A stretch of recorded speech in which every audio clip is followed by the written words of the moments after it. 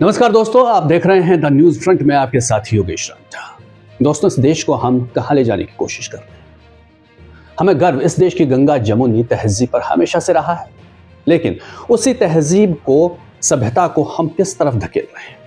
पहले आपसे गुजारिश है, द न्यूज फ्रंट नया चैनल है, तो अगर आपने सब्सक्राइब नहीं किया है तो सब्सक्राइब कर लीजिए, बेल आइकन दबा दीजिए और फेसबुक पर भी फॉलो कर लीजिए। क्या कहें कि हम इस देश को अब पूरी तरह से खो चुके हैं। क्या कट्टरपंथियों के हाथ में चला गया है। जब चाहो गौरक्षा के नाम पर किसी को मार दो, त्योहारों में मस्जिद के सामने जाकर डीजे बजाओ, भड़काऊ नारे लगाओ, नॉनवेज की दुकानें बंद करवा दो नवरात्रों में, दुकानों पर नाम लिखने के फरमान जारी कर दो, और अब क्रिसमस पर हमले। अभी फरवरी में वैलेंटाइन डे आएगा, उस दौरान भी इस तरह की चीजें देखने को मिलेगी। पहले भी होता रहा है। एक तरफ देश के प्रधानमंत्री क्रिसमस के मौके पर चर्च में जाते हैं, प्रार्थना सभा करते हैं, सबको शुभकामनाएं देते हैं, लेकिन दूसरी तरफ जिस विचारधारा से वो आते हैं, उस विचारधारा को मानने वाले जो संगठन हैं वो तोड़फोड़ करते हैं। देश के कई हिस्सों से, कई जगहों से इस तरह की तस्वीरें आई हैं। चर्च के बाहर हनुमान चालीसा करने आप पहुंच गए।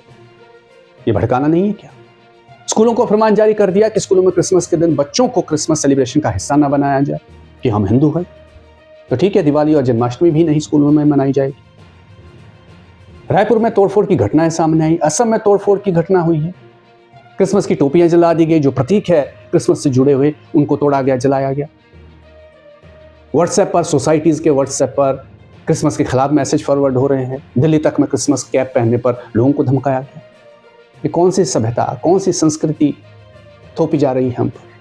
और उसके बाद हम ये उम्मीद करते हैं कि व्हाइट हाउस में दिवाली मनाई जाए, यूएस में दिवाली मनाएं, ऑस्ट्रेलिया में हम दिवाली मनाएं, सड़कों पर खूब सेलिब्रेट करें। तस्वीरें भी देखी होंगी आपने पहले। हमें छूट मिल जाए ये सब कुछ करने की, लेकिन अपने देश में, अपने ही देश के लोगों को, बेशक उनकी धार्मिक पहचान अलग है, लेकिन उन्हें हम उनके त्यौहार मनाने की छूट नहीं देंगे, हुड़दंग करेंगे।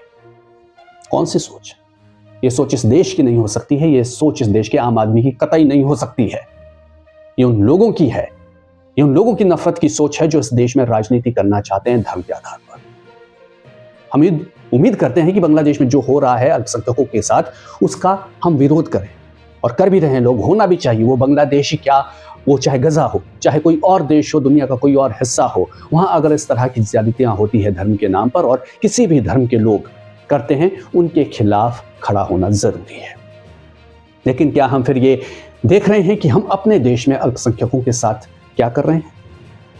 इस देश में हमने ग्रामस्टेन्स के साथ क्या किया था, अगर किसी को याद है? हमने उस ईसाई मिशनरी को मार दिया, उसके 2 बच्चों को उसके साथ जिंदा जला दिया। 22 जनवरी 1999 की ये घटना है, उस रात को ये अंजाम दिया गया। कौन थे ये लोग? किसने ये किया था? इसी नफरती विचारधारा को मानने वाले, जिन्होंने अब क्रिसमस पर भी उत्पात मचाया है। आने वाले दिनों में वैलेंटाइन डे पर भी करेंगे। दरअसल समस्या इन लोगों के साथ नहीं, इन लोगों की विचारधारा के साथ है। जिस तरह की विचारधारा को लेकर ये लोग चल रहे हैं, उसमें किसी दूसरे समुदाय, संप्रदाय के लिए कतई कोई जगह नहीं है, कोई प्रेम भाव नहीं है। नफरत है, और नफरत के साथ ही इनकी विचारधारा आगे बढ़ सकती है। ये संगठन आगे बढ़ सकते, जिंदा रह सकते हैं, और राजनीतिक शय इन लोगों को मिली हुई है। सत्ता में बैठे हुए लोगों की भाषा को अगर आप ध्यान से देखेंगे, सुनेंगे, उन लोगों के काम करने के तरीके को आप देखेंगे, तो ये साफ है। बेशक प्रधानमंत्री चर्च जाते हैं, मुस्लिम नेताओं से भी मिलते हैं, सबका साथ, सबका विकास की बात भी करते हैं, लेकिन सिर्फ वो बातें ही रह जाती हैं। जब चुनाव आते हैं, रैलियां होती हैं, उनके भाषण सुनिए, उनकी भाषा सुनिए। पर जब इस तरह की घटनाएं होती है तो इसके ऊपर चुप्पी। उनकी तरफ से बेटी बचाओ, बेटी पढ़ाओ की बात भी होती है, लेकिन उन्नाव की बेटी जब अपने हक के लिए आवाज उठाती है तो इसी दिल्ली से उसे उठाकर पुलिस ले जाती है, और जिस शख्स को उम्र कैद की सजा होती है, उस शख्स को बेल मिल जाती है। बलात्कारियों और हत्यारों के समर्थन में मोर्चे निकलते हैं, फूल मालाओं से उनका स्वागत होता है। क्या उसके ऊपर कुछ शब्द कभी माननीय के मुंह से निकले हैं? पहलू खान को मार दिया जाता है, अखलाक को मार दिया जाता है, और आरोपियों को बेल भी मिल जाती है, स्वागत होता है। और यूपी सरकार अखलाक मामले में उन लोगों के खिलाफ केस वापस लेने के लिए कोर्ट से कहती है। तो आप अंदाजा लगाइए कि जो सरकार में बैठे लोग हैं, उनकी क्या सोच है। क्यों आप अदालत को अपना काम नहीं करने देना चाहते? क्या आपकी मंशा है? और फिर आप कहते हैं बांग्लादेश में हिंदुओं के साथ ये क्यों हो रहा है? वहां भी इसी तरह की सोच के कुछ लोग हैं जो ये कर रहे हैं। दूसरे देशों में भारत से लोग काम करने जाते हैं, सऊदी में है, पश्चिमी देशों में लोग काम कर रहे हैं। वहां पर अगर उनके साथ इस तरह की घटनाएं, यहां की घटनाओं को देखते हुए वहां के लोग कर देंगे तो क्या होगा? और कुछ जगह हो भी रही, लोग जो यहां से खाने कमाने जा रहे हैं उनका कोई कसूर नहीं है। कसूर यहां के कट्टरपंथियों का है, यहां के लोगों का है। यहां जिस तरह से घटनाओं को अंजाम दिया जाता है उसका असर वहां उन देशों के अंदर होता है। वहां भी कुछ लोग इसी तरह की मानसिकता के लोग होंगे जिसका फायदा उठाते हैं, जो इस बात को सोचते हैं कि देखो भारत में हमारे समुदाय के लोगों के साथ क्या हो रहा है, हम यहां पर उन लोगों के साथ वही करेंगे। देश की इज्जत की धज्जियां जो है वो दुनिया में उड़ रही हैं। यूके का अखबार द टेलीग्राफ सीधा सीधा लिख रहा है, Hindu extremists try to shut down Christmas in India. कौन सा डंका बज रहा है ये दुनिया में?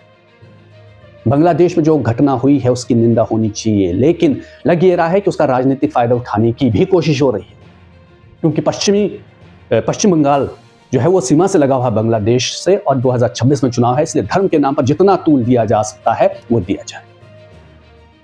विधानसभा में यूपी के सीएम कह रहे हैं बांग्लादेश में हिंदुओं पर हमला हो रहा है तो कोई नहीं बोल रहा, लेकिन जब हम यहां से बांग्लादेशियों को बाहर निकालेंगे तो सब बोलेंगे। कौन नहीं बोल रहा है? सब निंदा कर रहे हैं बांग्लादेश में जो कुछ हो रहा है। यहां इलीगल तरीके से जो रह रहे हैं उनको वापस भेजने का भी कोई विरोध नहीं कर रहा है, लेकिन आप एक धर्म से जोड़कर जानबूझकर माहौल को उकसाना चाहते हैं। बांग्लादेश में भी कट्टरपंथी यही कर रहे हैं, यही चाहते हैं ताकि उनकी भी राजनीति सध सके। लेकिन इस बीच वहां से एक खबर यह भी है कि वहां की सरकार ने, टाइम्स ऑफ इंडिया में यह खबर छपी है कि वहां की जो सरकार है उसने कहा है कि दीपू चंद्र दास जिसे भीड़ ने मारा उसके परिवार की पूरी देखभाल की जिम्मेदारी बांग्लादेश सरकार की होगी, पूरी सहायता पूरी मदद उस परिवार को दी जाएगी। क्या हमारे यहां पर ऐसी घटना पर सरकार ने कुछ ऐसा कदम उठाया है? मुझे याद नहीं है, अगर आपको याद हो, पता हो तो कमेंट में जरूर आप इस चीज को बताइएगा। हम ना जाने क्यों ये भूल जाते हैं कि सबने मिलकर इस देश को बनाने में अपना योगदान दिया है और दे रहे हैं। विवाद होते हैं, सुलझ जाते हैं, लेकिन जिस तरह का जहर अब घोला जा रहा है वो आज से पहले कभी नहीं हुआ। हमारे आने वाली नस्लों के अंदर भी ये नफरती बीज बोए जा रहे हैं और ये बहुत खतरनाक होने वाला है।